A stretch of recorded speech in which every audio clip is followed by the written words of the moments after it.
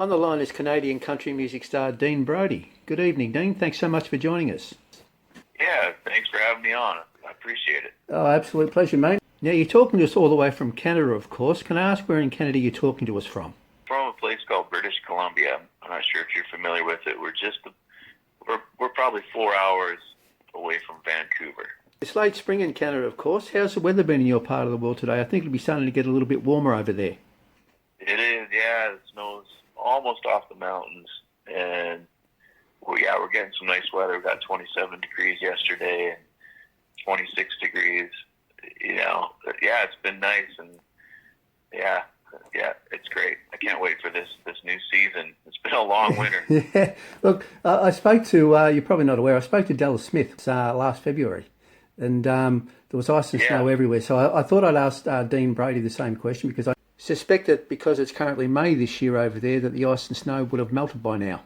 It has down low. Up top, there's a lot of snow melt going to happen the next couple of weeks. Oh, okay. Hopefully no flooding, but yeah, it gets cold here, man. Like we if we don't get it too cold, we get about minus 20, minus 25, minus 30, but on the prairies, like the more middle of the country, they get minus 40, and then the wind chill takes it to like minus ridiculous. It's the worst thing.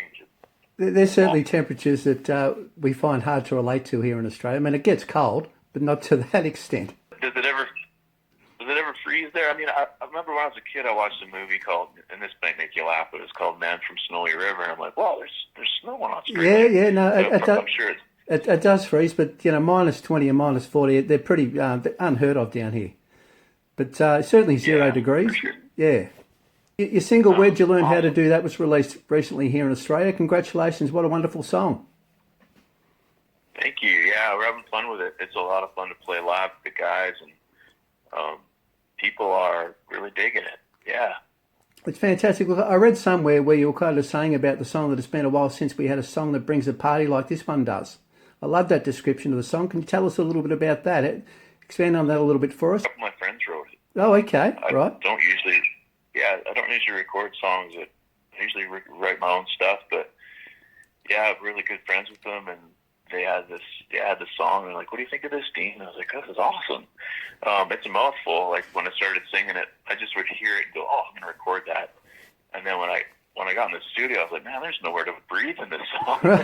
There's so many words. It's just word after word. And so when I play it live, I got to make sure that I'm not out of breath from running around on stage. So I make sure that before that song happens, I have a couple songs where I'm just kind of standing with my guitar at the mic, let my heart rate come down. Right. And then try to get through. I feel like an auctioneer singing that song. Yeah, fantastic. And Where'd You Learn How to Do That's been a huge hit in Canada, of course. In fact, it's your 8th number one hit in Canada. Congratulations. 8 number one hits is some sort of achievement.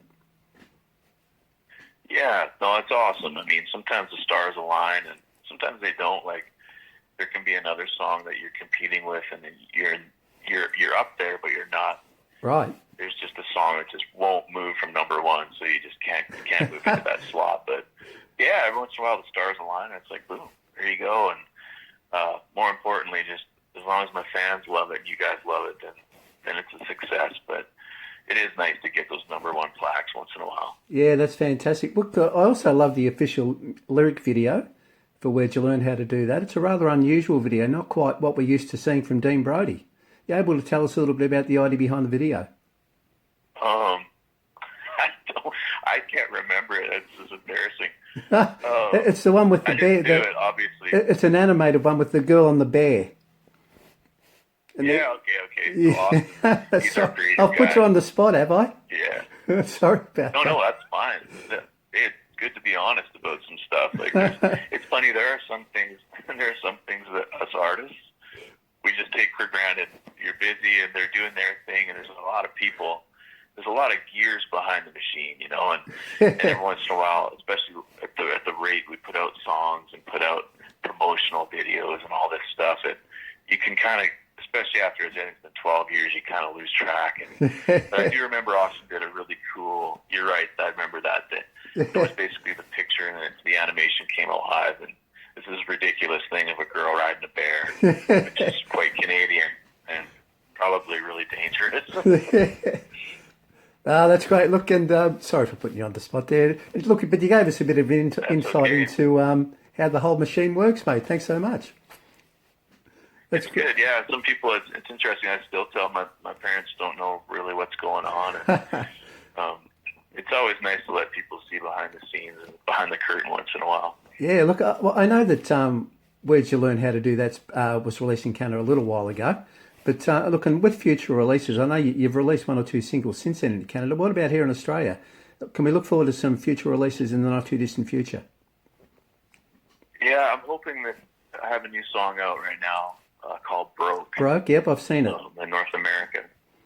Yeah, so it's a song about hardworking blue collar folks. It's aggressive, you know. It's actually a Hardy song. You guys are familiar with Hardy? Yeah, absolutely. Yep. Hardy wrote it, did he? Yeah, he's a brilliant songwriter. He did, yeah. And he wrote it with a friend of mine, James Barker, and I heard it. I was like, oh man, I'd love to have this song. I hope Hardy doesn't want it, you know. But was happy to secure that song. I think a lot of hardworking folks, especially like blue collar, country, you know, just axe to the grind kind of folks will really appreciate it.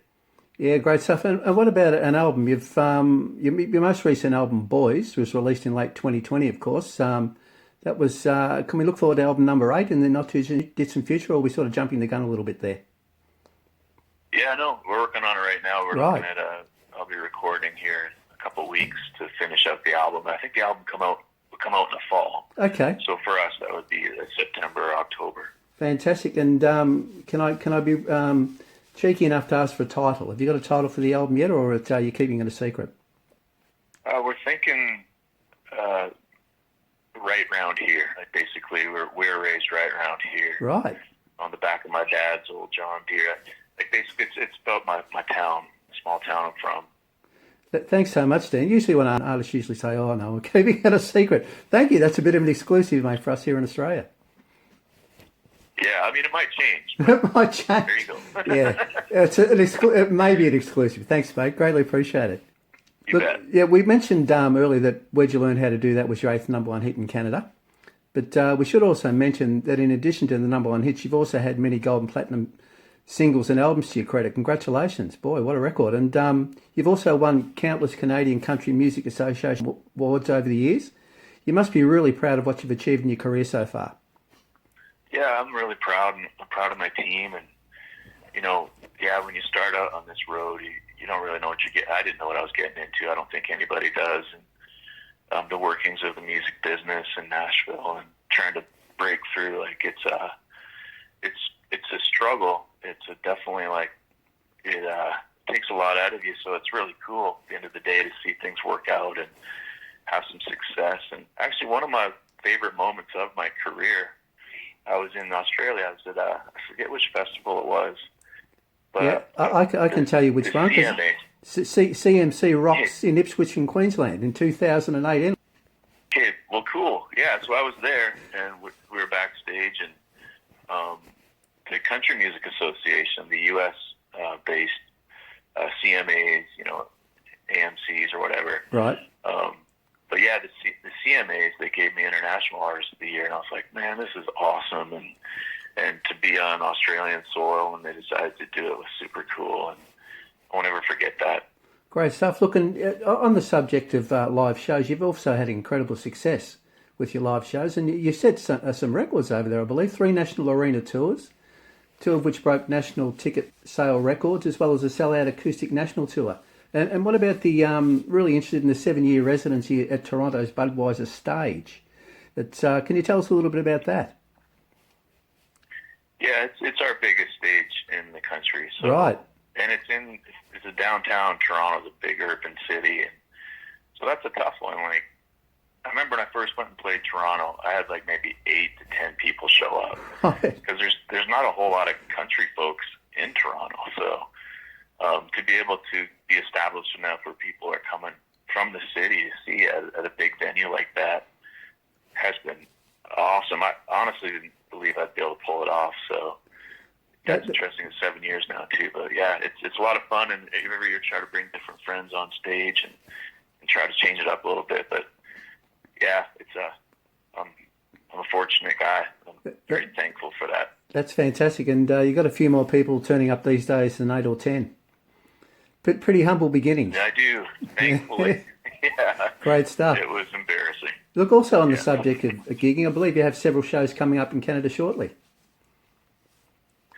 We do, yeah. This is the start of our summer festival season, Right. so it starts to really get busy now. Almost every weekend we're gone. It's a circuit, right? Not many people actually tour in the summer, even in the U.S. They just go out and do the festivals in the summer, and then the fall, spring is when you do a tour. So, yeah, it's going to be a busy year. It's actually our busiest year yet. So, good. Thankful for that after, I don't know how many years of lockdowns we went through. Right, yeah, sure. With I'll try to pronounce it. Lac La Biche, Alberta, is the first show on May 12th, I believe. That's right, yeah. Lac La Biche. I got it right, did I? Give that man a clap. Yeah, Fantastic stuff. Yeah, so you might must have said it better than you might have said it better than I did. No, you're a local Maybe mate. you've got good French. Not really. Well, my name's Anton, so even though I'm not French, apparently there's a bit of a connection there, Anton. So I don't know. Yeah, But, that's true. Yeah, and also, look, what about performing live here in Australia again? We mentioned CSC Rocks out in 2000. Any chance of seeing you in the not-too-distant future out here? We'd love to see you here. Yeah, we've been there, I guess, 3 times now over the years, and we'd love to get back. We're trying to figure out if we can do it like next spring. Oh, okay. For us, spring is your summer. I think maybe that's your late summer. Yeah. But yeah, we'd love to get back there. I know the guys love coming down, and they love just making a holiday out of it. And, yeah, absolutely. There's animals I've never seen before. It's amazing. It's like being on a different planet. Right. And we love it. So I want to talk about the really early days of Dean Brody's music career for a moment, if that's okay.